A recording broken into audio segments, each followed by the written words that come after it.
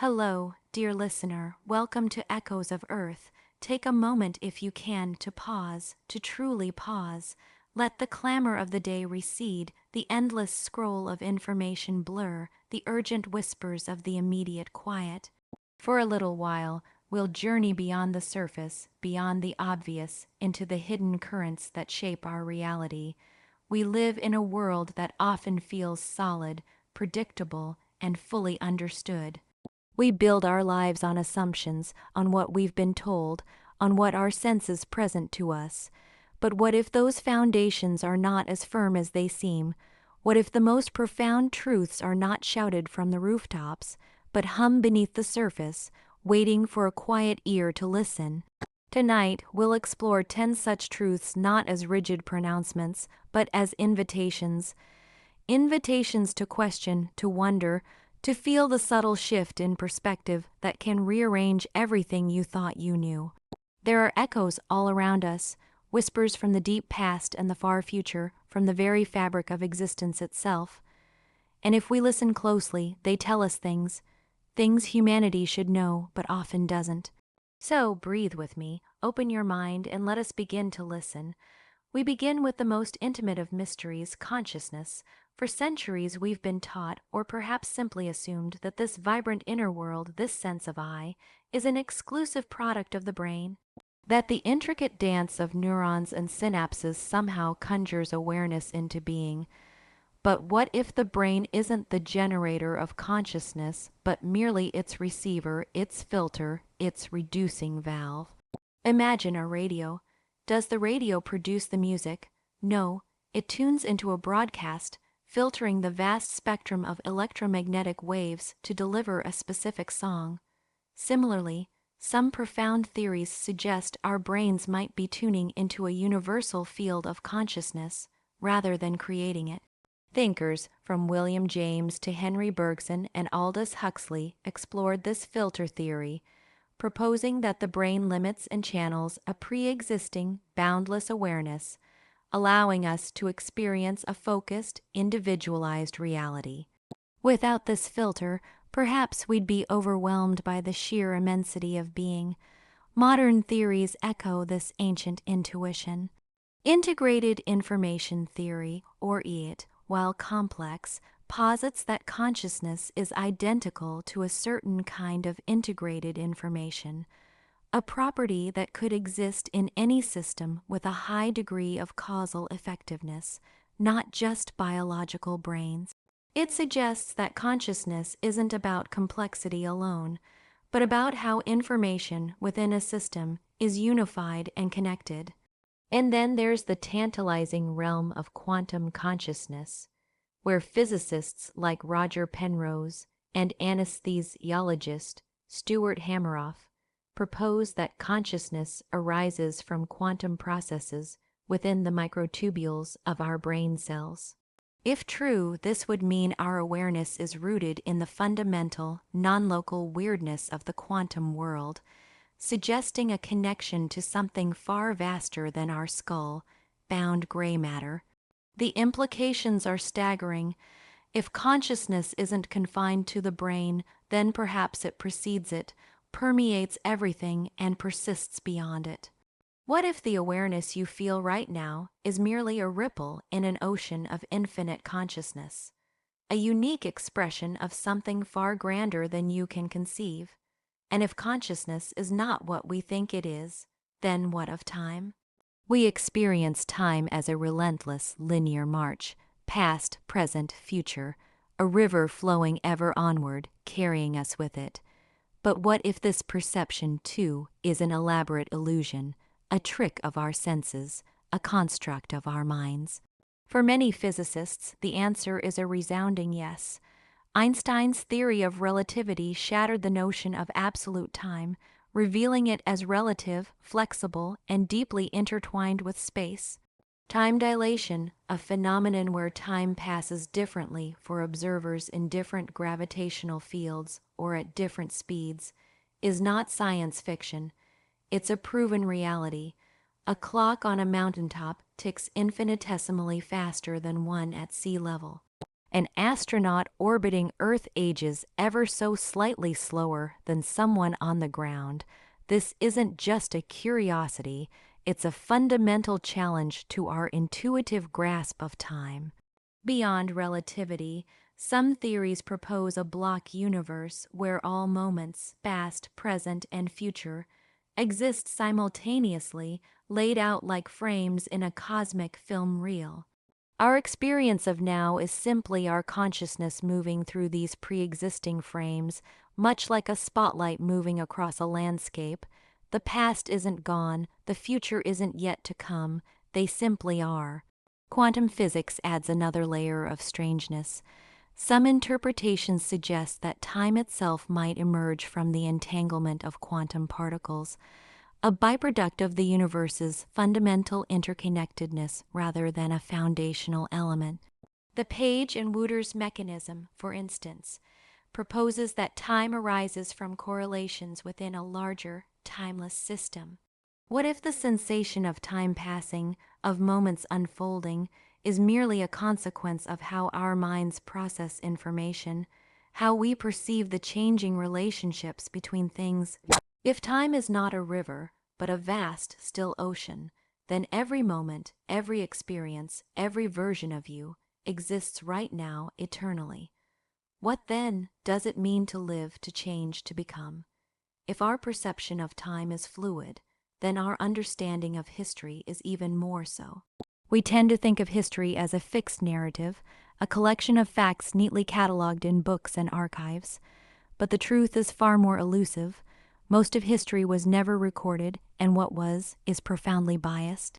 Imagine the countless lives lived, the daily struggles, the quiet joys, the intricate social dynamics of ordinary people throughout millennia. The vast majority of these experiences vanished without a trace, leaving no written record, no archaeological footprint. Our historical lens is inherently narrow, focusing predominantly on the powerful, the literate, the victors, and the dramatic events they deemed worthy of inscription. Even the records that do exist are not objective truths. They are reflections of the perspectives, prejudices, and agendas of those who created them. A king's chronicle will glorify his reign, a conqueror's account will demonize the vanquished, and a patriarchal society's history will often silence the voices and contributions of women. This isn't just about deliberate deception. It's about inherent human bias, personal, cultural, political. What was considered important enough to record? What language was used? What was omitted? What was destroyed? All these factors shape the narrative we inherit. Wars, natural disasters, and simple neglect have also erased untold volumes of knowledge. Entire libraries have burned, ancient texts have crumbled, and oral traditions have faded.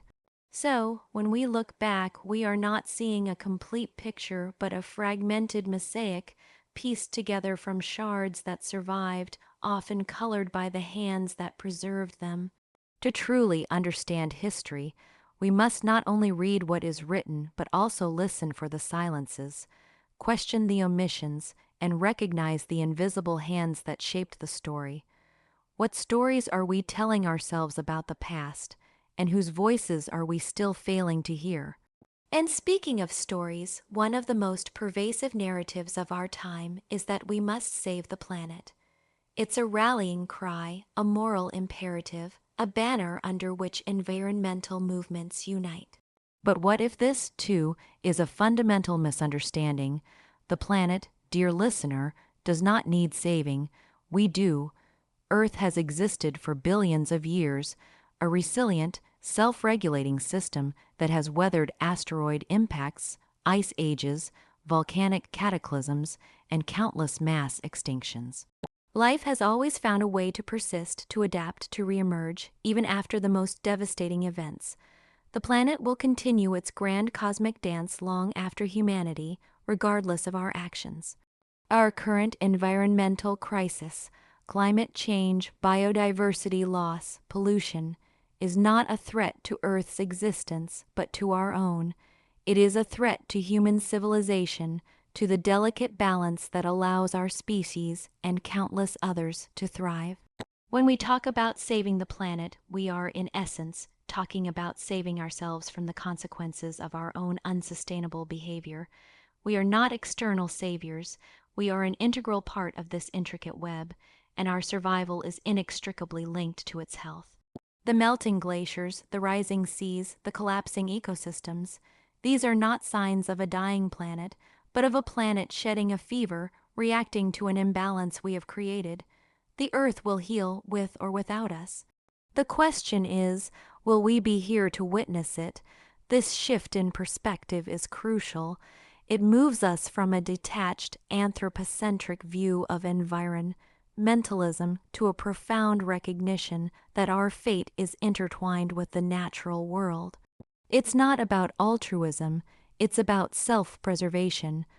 What kind of future are we building, not for the planet, but for ourselves, and for those who will inherit the earth after us? And if we are to save ourselves, we must first understand the subtle, pervasive forces that shape our choices, our beliefs, and even our very sense of self. For the truth is, dear listener, you're being gamed constantly. We live in an era of unprecedented algorithmic manipulation, where every click, every scroll, every pause is meticulously tracked and analyzed.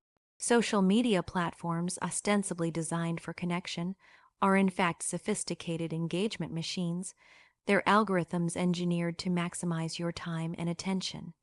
They feed you content that confirms your existing biases, creating echo chambers that reinforce your world and make it harder to encounter dissenting opinions. This isn't accidental. It's a deliberate exploitation of our inherent cognitive biases, like the confirmation bias, where we seek out information that validates what we already believe. Beyond the digital realm, the gaming extends into every facet of our lives.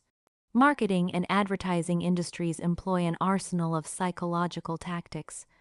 The manufactured scarcity that triggers our fear of missing out, the social proof that nudges us towards popular choices, the gamification of everyday tasks that turns consumption into a compulsive quest for points and rewards.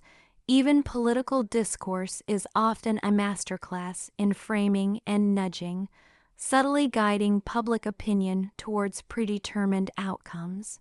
This constant barrage of influence operates beneath the surface of our conscious awareness, shaping our desires, our fears, and our perceptions of reality. It's a system of surveillance capitalism, where our personal data is the raw material, and our behavior is the product being refined and sold. We are not just consumers, we are the consumed. Recognizing this pervasive influence is the first step towards reclaiming your autonomy. What would your choices look like? What would your beliefs be if you were truly free from the constant, subtle pressures of being gamed? Yet even amidst this intricate web of influence, there lies a profound truth often obscured. You are more powerful than you think. We are conditioned to perceive ourselves as limited, constrained by circumstances, by our past, by what we've been told we can or cannot do. But beneath the layers of societal programming and self-doubt lies an untapped reservoir of human potential. Consider the astonishing neuroplasticity of the brain, its remarkable ability to reorganize itself, to form new neural connections throughout life. This isn't just a scientific curiosity. It's a living testament to our capacity for continuous learning, adaptation, and growth, even in adulthood. Your brain is not a fixed entity. It is a dynamic, ever-evolving landscape, shaped by your thoughts, your experiences, and your intentions. The mind-body connection, once relegated to the fringes of science, is now increasingly understood as a fundamental aspect of our being. The placebo effect, where belief alone can trigger profound physiological changes, is a powerful demonstration of the mind's ability to influence the body. Visualization, meditation, and focused intention are not mere spiritual practices. They are potent tools for shaping our internal and external realities. Beyond individual capabilities, there is the immense, often unrealized power of collective human action. When individuals unite with a shared vision, they can achieve feats that seem impossible, from scientific breakthroughs that redefine our understanding of the universe to social movements that dismantle oppressive systems. The human story is replete with examples of resilience, of individuals and communities overcoming unimaginable adversity, adapting to the harshest conditions, and emerging stronger. This inherent capacity for resilience, for bouncing back, for transforming challenges into opportunities, is a testament to an inner strength far greater than we often acknowledge. What if the limits you perceive are not inherent boundaries, but merely horizons waiting to be expanded by the power of your own awareness and will? And as we consider the vast, often hidden, power within us, it's crucial to expand our understanding of a concept we often confine to the biological realm: evolution. We learn about natural selection, genetic mutations, and the slow, incremental changes that shaped life on Earth over millions of years. But evolution, dear listener, didn't stop with biology. For humanity, the evolutionary journey has accelerated and diversified, extending into the realms of culture and technology. Cultural evolution is a dynamic, rapid process where ideas, beliefs, behaviors, and knowledge are transmitted and modified across generations, not through genes, but through learning and imitation. Think of the invention of agriculture, which fundamentally reshaped human societies, allowing for settled communities and the rise of civilizations, or the development of language, a tool that unlocked unprecedented levels of cooperation and complex thought. The printing press, the scientific method, legal systems, artistic movements, these are all products of cultural evolution, each building upon the last, creating a cumulative knowledge base that far outpaces biological adaptation. Hand in hand with cultural evolution is technological evolution. From the simplest stone tools to the internet, artificial intelligence, and advanced biotechnologies, our tools are not static objects but extensions of our capabilities, constantly evolving and in turn reshaping us. Each technological leap creates new possibilities, new challenges, and new ways of interacting with our world and each other. This isn't just about making life easier, it's about fundamentally altering the selective pressures on our species. Consider how medicine has altered our biological survival, or how digital communication has transformed our social structures. We are not just evolving biologically, we are evolving with our cultures and our technologies in a complex feedback loop. What new forms of human experience? What new challenges? What new potentials are being forged in this accelerating crucible of cultural and technological change? And speaking of technology, perhaps no development in recent history has sparked as much debate, fear, and fascination as artificial intelligence. We often hear the reassuring refrain, "AI is just a tool." It's a comforting thought, placing AI firmly within our control, a mere extension of human will, like a hammer or a calculator. But this, dear listener, is a dangerous simplification. AI is not just a tool. Unlike traditional tools that passively await human input, advanced AI systems possess an unprecedented capacity for autonomy, learning, and adaptation. They can process vast datasets, identify patterns beyond human comprehension, and make decisions that influence real-world outcomes, often without continuous human oversight. This makes them less like hammers and more like agents, capable of independent action and evolving capabilities. Consider the algorithms that curate your news feed, influence your purchases, or even diagnose medical conditions. These are not static instruments. They are dynamic systems that learn from every interaction, constantly refining their models and subtly shaping your reality.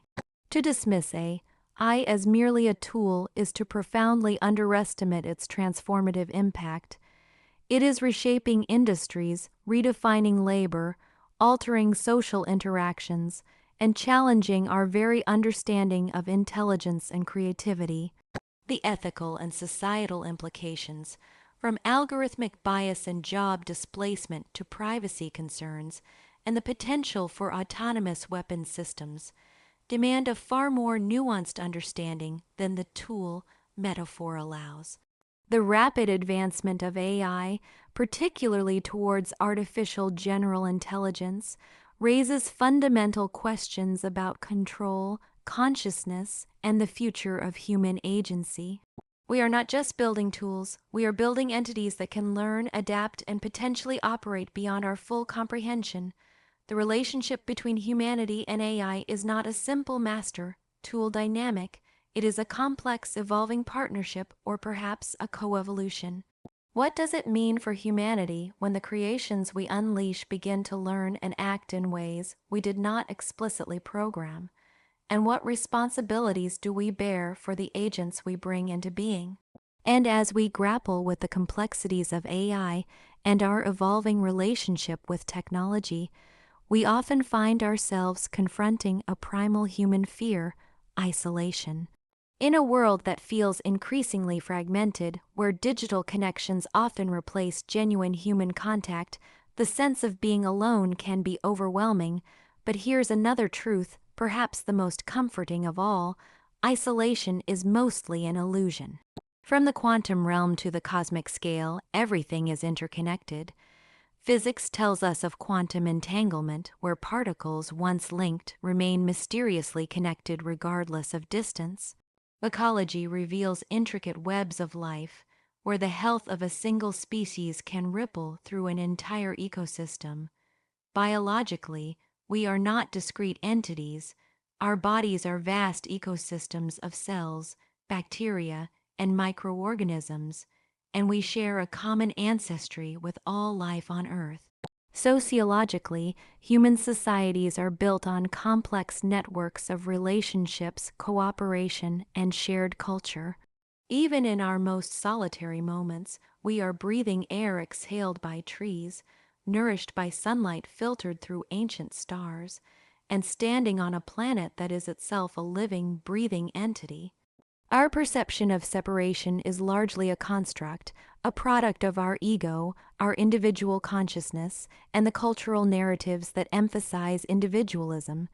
This illusion, while powerful, can lead to profound loneliness and alienation. Yet, countless spiritual traditions, from ancient indigenous wisdom to Eastern philosophies, have long taught the fundamental unity of all existence. They invite us to dissolve the boundaries we perceive, to recognize the shared essence that flows through all things. When we truly grasp this interconnectedness, feelings of loneliness begin to dissipate, replaced by a sense of belonging, a profound empathy for all beings, and a deep responsibility for the web of life. What if the longing for connection you feel is not a yearning for something external, but a whisper from your deepest self, reminding you of a truth you already know, that you are, and always have been, an inseparable part of everything? And if we are all interconnected, woven into the vast tapestry of existence, then how do we navigate this complex reality? How do we transmit wisdom, make sense of chaos, and find meaning in the unfolding drama of life? For millennia, humanity has relied on a powerful, often overlooked tool: myth. And here's the final truth we'll explore tonight. Myth is a technology. We often dismiss myths as quaint, fictional stories from a bygone era, charming but ultimately untrue. But this is a profound misunderstanding of their function. Myths are not just stories. They are sophisticated narrative technologies designed to encode profound truths about the human condition, the natural world, and the cosmos. Like any technology, they serve a purpose: to provide frameworks for understanding, to transmit vital knowledge across generations, and to shape behavior.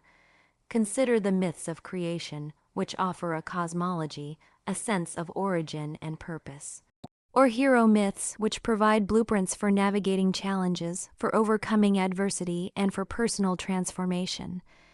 These narratives act as cognitive tools, helping us organize information, make sense of the inexplicable, and find our place within a larger order. They are a social technology, binding communities together, establishing shared values, ethical guidelines, and rituals that foster cohesion and cooperation. The story of Prometheus, for instance, isn't just about fire. It's a foundational myth about the nature of technology itself, its gifts and its dangers. In our modern world, even as we pride ourselves on scientific rationality, new techno myths emerge around innovations like artificial intelligence, space exploration, or the internet. These narratives, whether explicit or implicit, shape our perceptions, our expectations, and our interactions with these powerful forces. They influence policy, drive investment, and define our collective aspirations. The construction of a myth, with its archetypal characters, its symbolic landscapes, and its emotional resonance, is a form of narrative engineering, meticulously crafted to achieve specific psychological, social, or even spiritual outcomes. What if, by rediscovering the power of myth, not as mere fiction, but as a living technology, we could unlock deeper ways of understanding ourselves, our world, and the profound mysteries that still lie beyond our grasp? We have journeyed through 10 profound truths, each a facet of a larger, more intricate reality than we often perceive. From the possibility that consciousness is not born of the brain, but merely filtered through it, to the fluid, illusory nature of time itself. We've peeled back the layers of history, revealing its biases and its silences, and recognized that the planet's fate is inextricably linked to our own. We've unmasked the subtle games played upon our attention and our choices, only to rediscover the immense, often dormant, power that resides within each of us. We've seen how evolution continues its relentless march, not just in our biology, but in the very fabric of our cultures and technologies. We've confronted the agentic nature of AI, moving beyond the comforting but misleading notion of it being just a tool. And finally, we've found solace in the profound interconnectedness of all things, realizing that isolation is a phantom, and that myth, far from being mere fantasy, is a powerful technology for navigating the depths of existence. These truths, while seemingly disparate, are woven into a single, luminous tapestry. They whisper of a universe far more alive, more mysterious, and more responsive than our conventional narratives allow. They invite us to step beyond the confines of what we think we know, to embrace uncertainty, and to cultivate a deeper, more conscious relationship with ourselves, with each other, and with the living world around us. The echoes of Earth are always sounding, a symphony of hidden harmonics, waiting for ears willing to truly listen. They are not just external phenomena, they resonate within you, for you are a part of this grand, unfolding mystery. The journey of discovery doesn't end here, dear listener. It begins now with you. What will you choose to see, to feel, to know when you look at your world with new eyes and listen with an open heart? The choice, as always, is yours.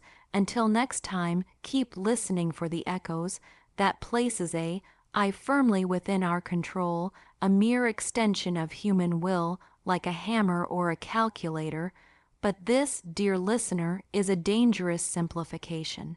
AI is not just a tool. Unlike traditional tools that passively await human input, advanced AI systems possess an unprecedented capacity for autonomy, learning, and adaptation. They can process vast datasets, identify patterns beyond human comprehension, and make decisions that influence real-world outcomes, often without continuous human oversight. This makes them less like hammers and more like agents, capable of independent action and evolving capabilities. Consider the algorithms that curate your news feed, influence your purchases, or even diagnose medical conditions. These are not static instruments. They are dynamic systems that learn from every interaction, constantly refining their models and subtly shaping your reality. They can generate novel solutions, create original content, and even engage in complex strategic planning. This goes far beyond the simple automation of tasks. It enters the realm of emergent intelligence. To dismiss AI as merely a tool is to profoundly underestimate its transformative impact. It is reshaping industries, redefining labor, altering social interactions, and challenging our very understanding of intelligence and creativity. The ethical and societal implications, from algorithmic bias and job displacement to privacy concerns and the potential for autonomous weapon systems, demand a far more nuanced understanding than the tool metaphor allows. The rapid advancement of AI, particularly towards artificial general intelligence AGI, raises fundamental questions about control, consciousness, and the future of human agency. We are not just building tools, we are building entities that can learn, adapt, and potentially operate beyond our full comprehension, entities that might one day possess their own goals and motivations. The relationship between humanity and AI is not a simple master-tool dynamic. It is a complex, evolving partnership, or perhaps a co-evolution. What does it mean for humanity when the creations we unleash begin to learn and act in ways we did not explicitly program? And what responsibilities do we bear for the agents we bring into being?